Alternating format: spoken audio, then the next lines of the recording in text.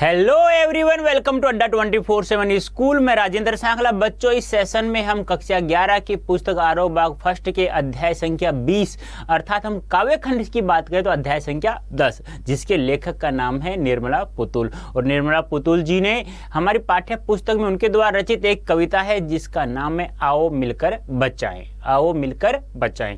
तो बच्चों, इस सेशन में हम क्या पढ़ने वाले हैं? इस सेशन में हम निर्मला पुतुल जी के जीवन परिचय के साथ साथ हम आओ मिलकर बचाएं कविता का सारांश में पढ़ेंगे। और ध्यान से पढ़ना बच्चों, केवल जितने समय मैं पढ़ा हूं उसी समय में आप लोगों को याद हो जाना चाहिए, ठीक है? तो बच्चों, इस सेशन में हम लोग क्या पढ़ेंगे? इस सेशन में हम जीवन परिचय, और जीवन परिचय किनका पढ़ेंगे हम लोग बच्चों? ध्यान रखना, आपको लेखिका का नाम दिखाई दे रहा है, निर्मला पुतुल। इनके द्वारा जो कविता लिखी हुई इसका नाम क्या है? आओ मिलकर बचाएं।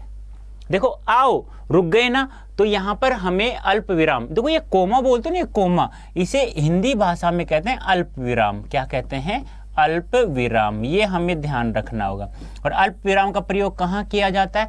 अल्प यानी कम, विराम यानी रुकना। जहां थोड़ा रुका जाए वहां अल्प विराम का प्रयोग किया जाता है। जैसे देखो, आओ रुक गए तो अल्पविराम का प्रयोग किया, जिसको आप लोग कोमा कहते हैं। मिलकर बचाएं, ठीक है? ये समझ में आ गया होगा। कविता का सारांश हम लोग पढ़ेंगे। तो क्या पढ़ेंगे? जीवन परिचय के साथ साथ आओ मिलकर बचाएं कविता का सारांश। नेक्स्ट वीडियो में हम जो मूल कविता है निर्मला पुतुल जी द्वारा लिखित आओ मिलकर बचाएं हम लोगों को पढ़ना है। आओ मिलकर बचाएं। नेक्स्ट वीडियो में हम लोग इस कविता से संबंधित जितने भी अभ्यास प्रश्न है उनके बारे में चर्चा करेंगे। अब ये जो लेखिका हैं आओ मिलकर बचाएं, इनका जन्म की बात करें तो मैं एक बार बता देता हूँ। वैसे इनका जन्म एक आदिवासी परिवार में हुआ था, और वैसे भी ये संथाली समाज से मिली जुली थी। यानी कहने का तात्पर्य होगी, जब संथाली समाज आ गया, जो संथाली भाषा होती है वो असम के आसपास क्षेत्र में बोली जाती है, तो इनका संथाल समाज से बिल्कुल कुछ ज़्यादा ही गहरा लगाव था। और वैसे इनका जन्म एक आदिवासी परिवार में हुआ, तो इससे हमें पता चल जाता है कि इनको किस प्रकार से इन लोगों से प्रेम हो गया, इस समाज से प्रेम हो जाता है।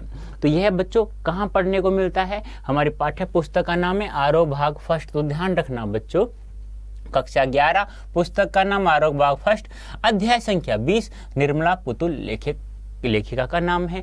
तो बच्चों ध्यान रखना, अध्याय संख्या भी, यदि काव्य खंड में बात करें तो अध्याय संख्या 10, ये आपको ध्यान रखना। वैसे कंटिन्यू पढ़ेंगे तो 20 आएगा, वैसे काव्य खंड के अकॉर्डिंग देखें तो 10। तो वैसे कोई दिक्कत नहीं है, आप लोग ध्यान रखना है। आओ मिलकर बचाएं कविता है निर्मला पुतुल जी की। तो बच्चों, इस सेशन में हम लोग क्या पढ़ेंगे? जीवन परिचय देखेंगे। किनका देखेंगे? निर्मला पुतुल जी का। किनका देखेंगे? निर्मला पुतुल जी का देखेंगे, ठीक है? तो बच्चों ध्यान रखना, निर्मला पुतुल जी का जीवन परिचय की बात करें तो जन्म कब होता है बच्चों? जन्म होता है 1972 ईस्वी में। कहाँ होता है? दुमका। और दुमका किस राज्य में पड़ता है? झारखंड राज्य में, ठीक है? हाँ, तो 1972 दुमका नामक क्षेत्र में इनका जन्म होता है। याद हो गया? 1972 दुमका, झारखंड। इनका जन्म की बात करें तो इनका जन्म एक आदिवासी परिवार में हुआ था। कहाँ हुआ था बच्चों? आदिवासी परिवार में। तो याद हो गया। कैसे याद करना है? 1972 याद रखना है, दुमका याद रखना है। दुमका कहाँ पड़ता है बच्चों? झारखंड में पड़ता है। तो याद हो गया, 1972 दुमका, झारखंड में इनका जन्म होता है। और बात करें इनका जन्म कहाँ हुआ बच्चों? एक आदिवासी परिवार में हुआ था। कहाँ हुआ था? आदिवासी परिवार में। नेक्स्ट बात करें प्रमुख रचनाओं की बात करें तो ध्यान रखना बच्चों, नंगाड़े की तरह बजते शब्द, यानी जो शब्द होते हैं इनकी कविता में कैसे बजते हैं? नंगाड़े की तरह। नंगाड़ा क्या होता है? जैसे पहले जो सैनिक थे, सेना थी, जब युद्ध करने लेके जाते तो जोर जोर से ढोल नंगाड़े बजाए जाते थे। याद है ना? आप लोग फिल्मों में, नाटकों में देखोगे, जोर जोर से बजाते ही जैसे सब लोग सतर्क हो जाते हैं, सेना यानी कि युद्ध करने के लिए प्रस्थान कर जाती है। तो वैसे ही इनकी कविता में जो जितने भी शब्द थे, यानी कि सब कविता में शब्दों का ही खेल होता। ध्यान रखना, आपसे पूछ लिया जाए कि कविता में किनकी महत्वपूर्णता मानी जाती है, तो किनकी महत्वपूर्णता मानी जाती है? शब्दों की। यानी कि आपसे पूछे शब्दों, यानी कविता में किनका खेल होता है? शब्द का, वाक्य का, वर्ण का, पद का। तो ध्यान रखना, शब्दों का खेल माना जाता है कविता। तो नगाड़े की तरह बजते शब्द, इनके प्रत्येक कविता में शब्द है ना जोर जोर से नगाड़े जैसे बजते हैं, वैसे ये आवाज करते हुए शब्द दिखाई देते हैं। यहाँ भी हमारे सामने जो कविता है आओ मिलकर बचाएं, ठीक है? यानी कि शोषित वर्ग है वो शोषकों से बचना चाहती है। वैसे भी हम कहते हैं ना कि एक गुलामी परतंत्रता थी, तो उससे भी, यानी दोनों चीजें हम लोग इसमें देखेंगे। अपने घर की तलाश। नेक्स्ट कविता का नाम क्या है? अपने घर की तलाश। देखो कितना अच्छा है, तलाश में, सॉरी, अपने घर की तलाश में। तो नंगाड़ी की तरह बजते हुए शब्द, अपने घर की तलाश में। नेक्स्ट बात करें, इनका आरंभिक जीवन बहुत संघर्ष में बीता। यानी देखो, प्रत्येक जितने भी लेखक लेखिका हुई हैं हमारे पाठ्य पुस्तक में हो या हिंदी साहित्य के अंतर्गत हो, तो प्रत्येक का जीवन संघर्ष में ही रहा है। ठीक है, ये अपने जीवन में स्वतंत्रता के साथ साथ, यानी यहाँ तो इनका जन्म वैसे 1972 में होता है, तो स्वतंत्रता के बाद ही जन्म होता है, क्योंकि आपको पता है 1947 में हमारा देश स्वतंत्र हो गया था, 1950 में संविधान लागू हो गया था, आज़ाद भी हो गया देश हमारा। तो इनका जीवन कैसा बीता? संघर्ष में बीता है।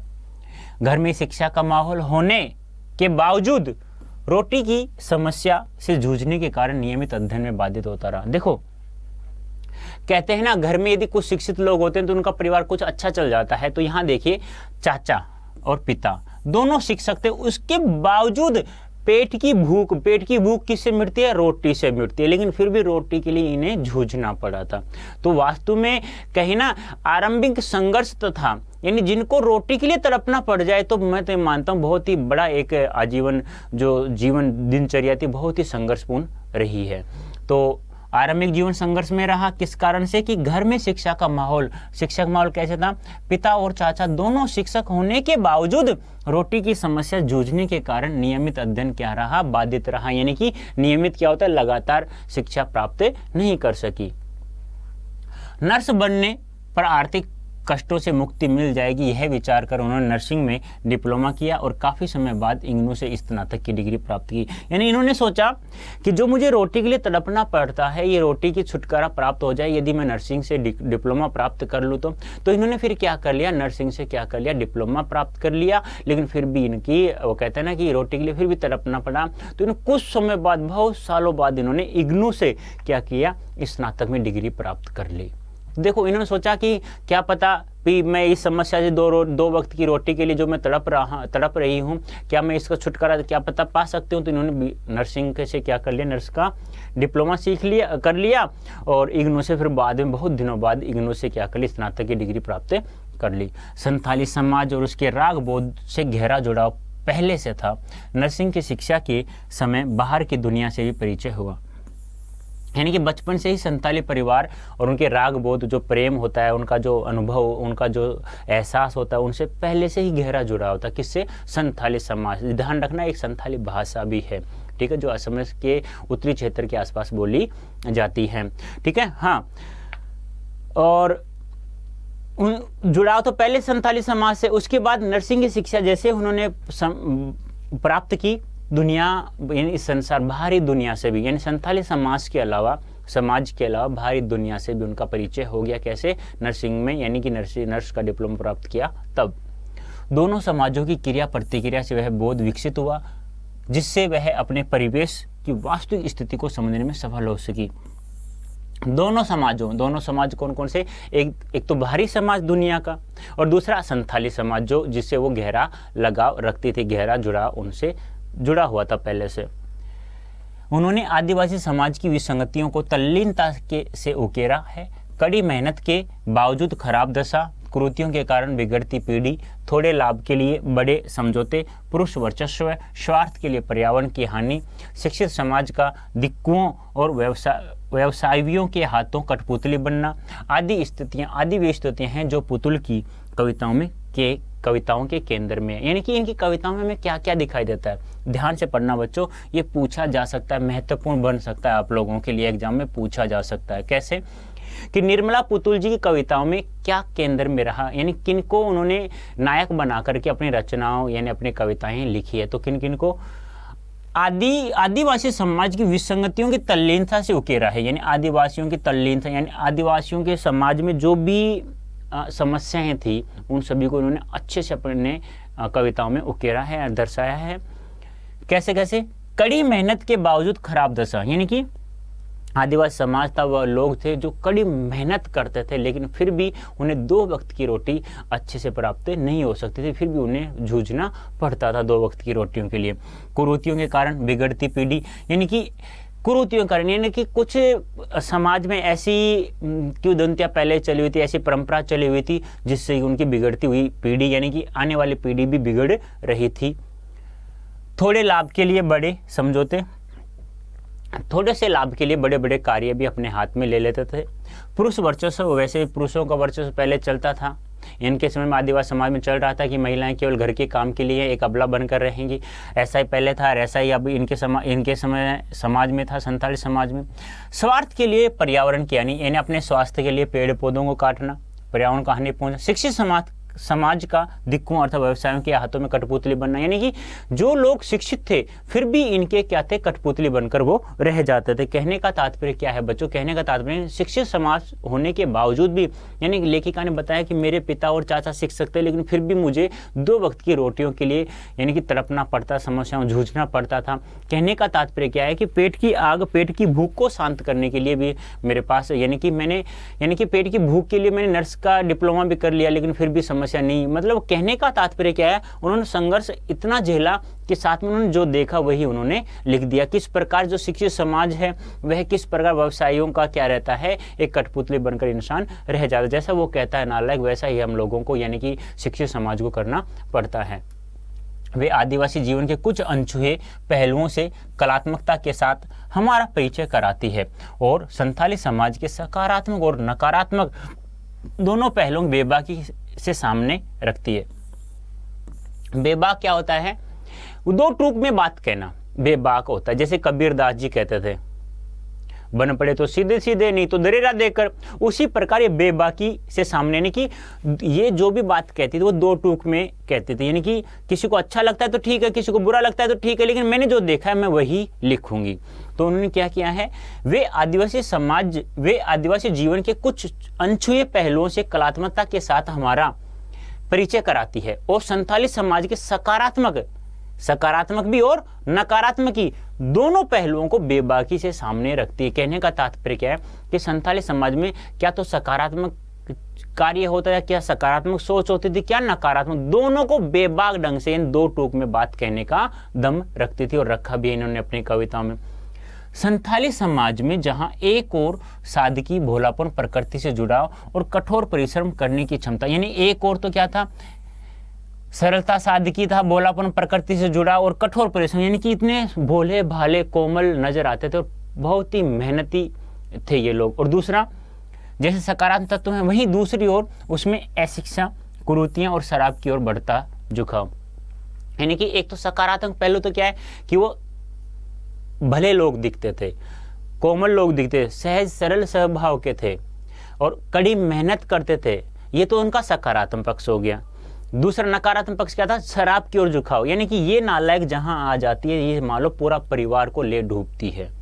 यानी इसको तो परिवार में जगह देनी ही नहीं चाहिए, मैं तो ये मानता हूँ। और दूसरी सबसे बड़ी बात अशिक्षा, यानी कि वो शिक्षा प्राप्त नहीं करते थे, ना ही अपने बच्चों को करवाया और ना ही खुद को प्राप्त की कभी शिक्षा। कुरीतियां को कुछ गंदी बातें, कुछ परंपराओं से चलती हुई पुरुष वर्चस्व के साथ साथ में कुछ ऐसी किंवदंतियां चल रही जो परंपरा से चलती हुई आ रही थी। ये क्या था? उनका नकारात्मक तत्व था। नकारात्मक तत्व क्या है? अशिक्षा होगी, कुरीतियां होगी, शराब की ओर बढ़ता झुकाव। और सकारात्मक तत्व क्या हो गए? सकारात्मक तत्व हो गए सरल, सादगी, कोमलता, नाजुक वाला स्वभाव प्लस में कड़ी मेहनत वाला स्वभाव। ये क्या थे? सकारात्मक तत्व थे। अब देखिए पाठ का सारांश, यानी कि हम कह सकते हैं कि कविता का सारांश भी लिख सकते हैं। वैसे पाठ गलत नहीं है, क्योंकि कारण क्या है कि आप लोग पाठ अध्याय कहते हो तो अध्याय का सारांश, कविता का सारांश, पाठ का सारांश कह सकते हैं। तो यहाँ जो कविता है क्या नाम है? आओ मिलकर बचाएं। कविता में दोनों पक्षों का यथार्थ चित्रण हुआ है। दोनों पक्ष कौन कौन से? वही बात है, एक और तो सकारात्मक, एक और नकारात्मक। सकारात्मक बता चुका हूं, उनका सरल सहज स्वभाव वाला और कड़ी मेहनत वाला शरीर है। दूसरा नकारात्मक क्या है? अशिक्षा है, कुरीतियां हैं और दूसरा सबसे बड़ी बात है नालायक शराब है। ठीक है, तो आओ मिलकर बचाएं कविता में दोनों पक्षों का यथार्थ चित्रण हुआ है।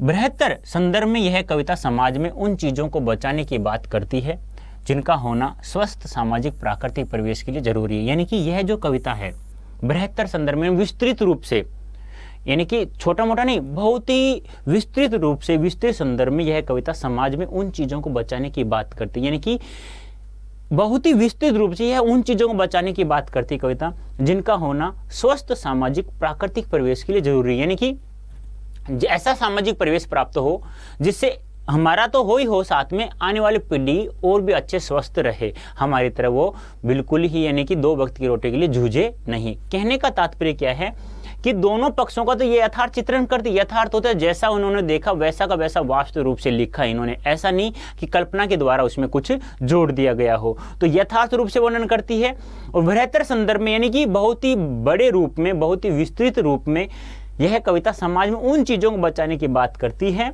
जिनका होना स्वस्थ सामाजिक प्राकृतिक परिवेश के लिए जरूरी है। यानी कि स्वस्थ, यानी कि कहते हैं ना, यदि स्वस्थ शरीर हुआ यानी आपका स्वास्थ्य अच्छा हुआ तो कहते हैं ना कि आप कोई भी कार्य कर सकते हैं। पढ़ाई अच्छी करनी हो तो पहले अपना शरीर स्वस्थ होना चाहिए, अच्छा ऑक्सीजन यानी कि सही मतलब प्योर ऑक्सीजन चाहिए। प्योर ऑक्सीजन कहाँ से मिलेगा बच्चों? पेड़ पौधों। तो रोज जाना नहीं तो आप लोग कम से कम 7 दिन में, महीने में, 2 महीने में कम से कम 2-4 पेड़ तो लगाना चाहिए और उसको पालना चाहिए। कहते हैं ना एक बच्चे को पालना, एक पेड़ को, पौधे को पालना, बड़ा करना एक बराबर बात है। तो आप लोग क्यों नहीं मेहनत करते? एक पौधा लगाना है, आज ही हमें एक पौधा लगाना है और उसको बड़ा करना है और उसको समय समय पर पानी भी हमें देना है जिससे वो बड़ा होगा।